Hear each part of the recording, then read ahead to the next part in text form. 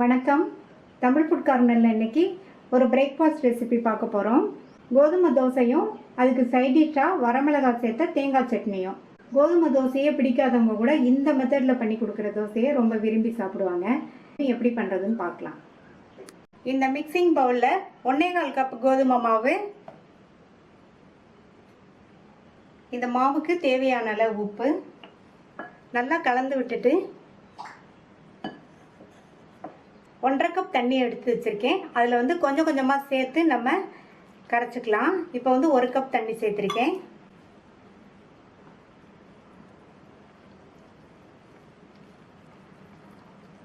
மறுபடியும் ஒரு 1/2 கப் தண்ணி சேர்த்துட்டு தேவைப்பட்டால் தண்ணி சேர்த்து கரைச்சிக்கலாம்.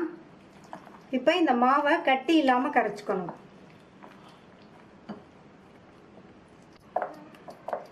கரைச்சாச்சு. மாவு இன்னும் கெட்டியாக இருக்குது. இன்னொரு 1/2 கப் தண்ணி சேர்த்துக்கலாம்.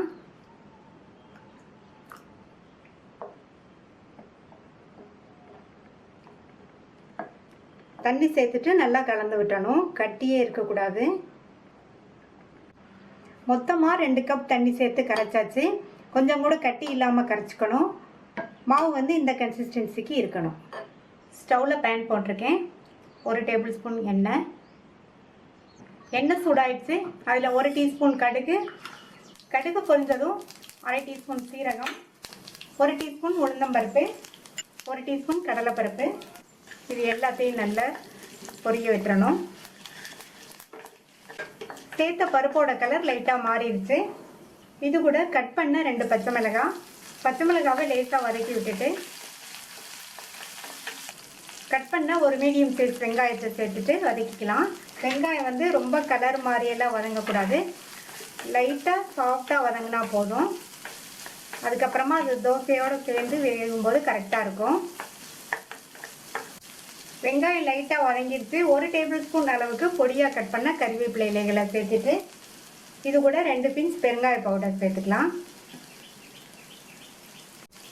இதையும் லைட்டாக வதக்கி விட்டுட்டு அடுத்து ஒரு பெரிய தக்காளியை குட்டி குட்டியாக கட் பண்ணி வச்சுருக்கேன். அது சேர்த்துக்கலாம். மாவு கரைக்கும் போது உப்பு சேர்த்தோம். இப்போ இந்த வெங்காயம் தக்காளிக்கு கொஞ்சமாக உப்பு சேர்த்துக்கலாம்.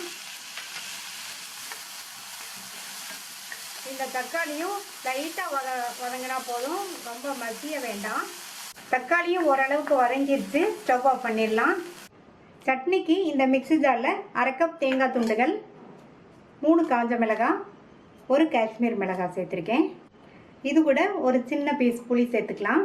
இதில் கொஞ்சமாக தண்ணி சேர்த்து இந்த தேங்காய், மிளகாய், புளி எல்லாம் ஓரளவு மசீர மாதிரி அரைச்சிக்கலாம்.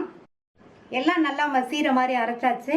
அடுத்து இது கூட 2 டேபிள் ஸ்பூன் பொட்டுக்கடலை, 2 பூண்டு, சட்னிக்கு தேவையான அளவு உப்பு, இதில் தேவையான அளவு தண்ணி சேர்த்து அரைச்சிக்கலாம். அரைச்ச சட்னியை கிண்ணத்துக்கு மாற்றிட்டு தாளிப்பு போட்டுக்கலாம். தாளிப்புக்கு 2 டீஸ்பூன் எண்ணெய் விட்டு 1/2 டீஸ்பூன் கடுகு, 1/2 டீஸ்பூன் உளுந்து, கொஞ்சமாக கருவேப்பிலை போட்டு தாளிச்சிருக்கேன். தாளிப்பை இந்த சட்னியில் சேர்த்துடலாம். நம்ம வதக்குனதை கரைச்சி வச்ச கோதுமை மாவில் சேர்த்துக்கலாம். அடுத்து இது கூட பொடியாக கட் பண்ண கொத்தமல்லி இலைகள் 2 டேபிள் ஸ்பூன் சேர்த்துக்கிறேன். எல்லாம் நல்லா ஒன்றா மிக்ஸ் ஆகுற மாதிரி கலந்து விட்டுறலாம்.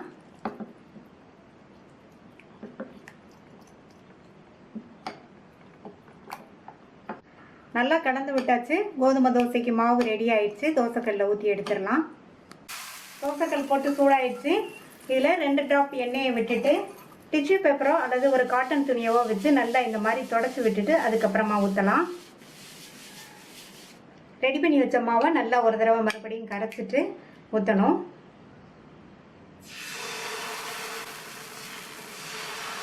இந்த தோசையை ரொம்ப மெல்லிசாக ஊற்ற முடியாது. ஓரளவு லைட்டாக திக்னஸ் இருக்கிற மாதிரி தான் ஊற்ற முடியும்.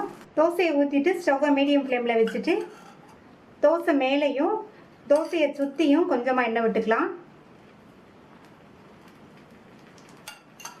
அந்த சைடு வேகட்டும். வெந்ததுக்கப்புறமா திருப்பி போட்டுக்கணும். தோசை அந்த சைடு வெந்துட்டு திருப்பி போட்டுக்கலாம்.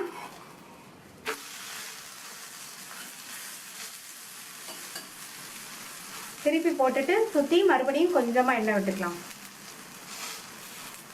லைட்டாக அந்த மாதிரி ப்ரெஸ் பண்ணி விட்டோம்னா அந்த சைடும் நல்லா வேகமாக வெந்துடும். பிரேக்ஃபாஸ்ட்டுக்கு இட்லி தோசைக்கு மாவு இல்லைன்னா வீட்டில் உள்ள கோதுமை மாவு வச்சு இந்த மாதிரி நம்ம வேகமாக செஞ்சு கொடுத்துடலாம்.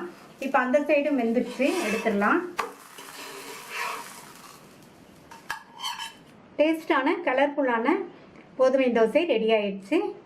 இந்த தோசையையும் சட்னியையும் ட்ரை பண்ணி பார்த்துட்டு உங்கள் கமெண்ட்ஸை சொல்லுங்கள். தேங்க்யூ.